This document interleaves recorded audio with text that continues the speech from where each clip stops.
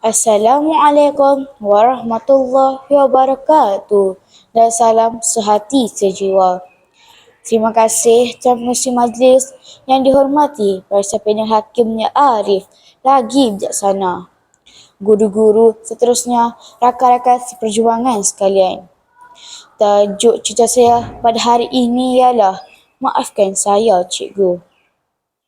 Kasim murid yang bijak tetapi agak nakal. Walau dia masih lagi belajar di sekolah rendah, namun kenakalannya agak memeningkan guru-guru di sekolahnya. Kalau di sekolah, tangannya seperti tidak boleh duduk diam. Ada sahaja yang ingin dicapainya. Dan sudah pastilah ada yang bakal menjadi sasarannya nanti. Kasim suka melihat gelagat kawan-kawannya yang terjerit-jerit tatkala dipermainkannya. Pada suatu hari, Kasim membawa seekor katak ke sekolah.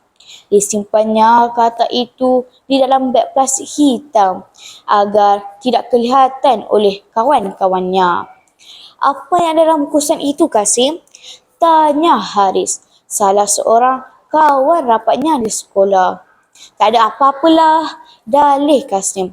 Walaupun dalam hatinya dia ketawa gembira kerana sebentar lagi akan ada yang menjadi mangsanya.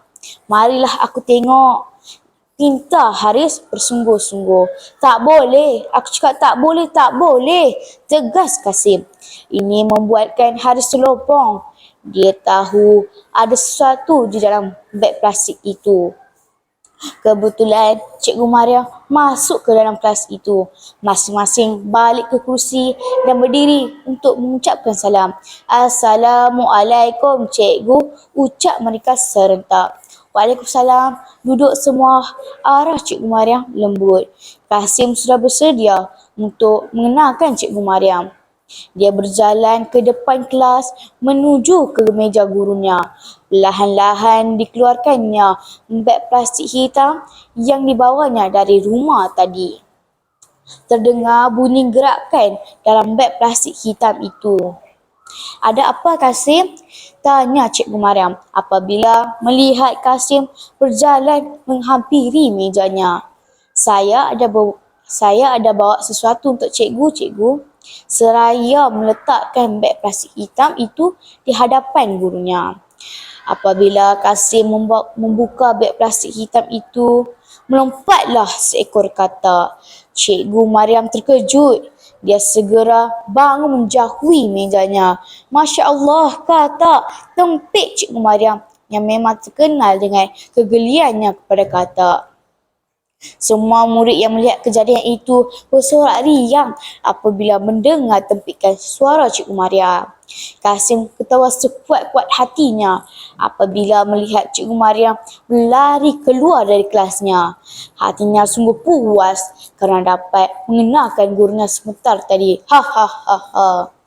Tidak lama kemudian, Cikgu Maria kembali ke kelas bersama-sama dengan guru besar. Wajah Cikgu Mariam merah padam kerana rasa marah dipermainkan oleh Kasim, anak muridnya yang terkenal kerana kenakalannya itu.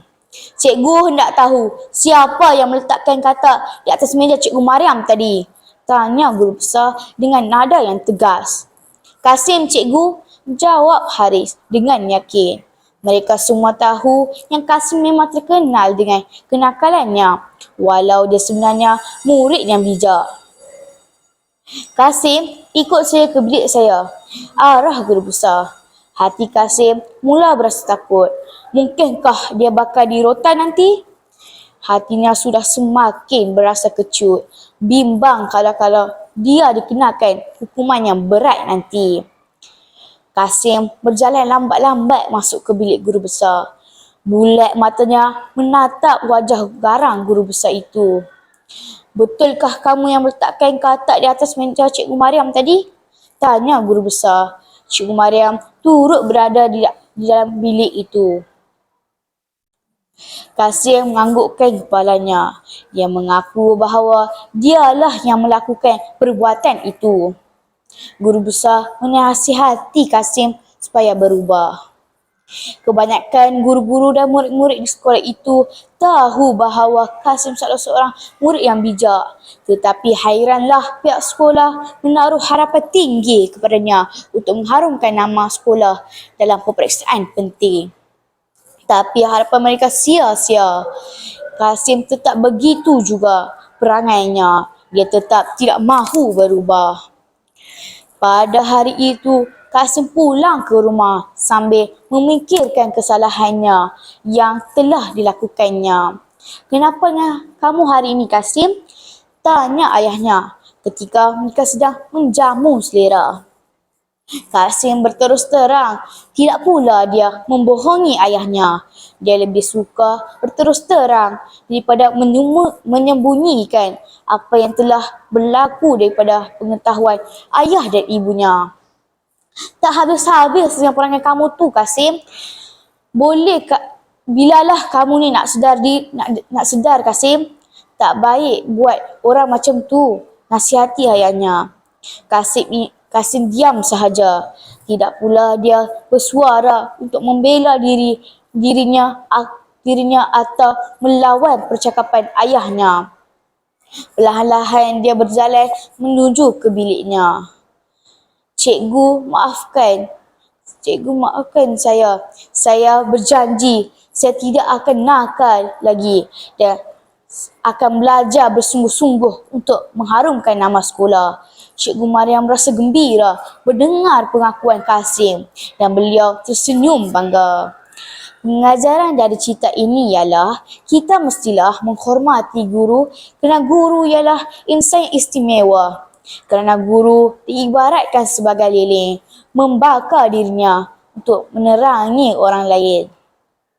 Bunga dedap di atas para, anak dusun pasang pelita.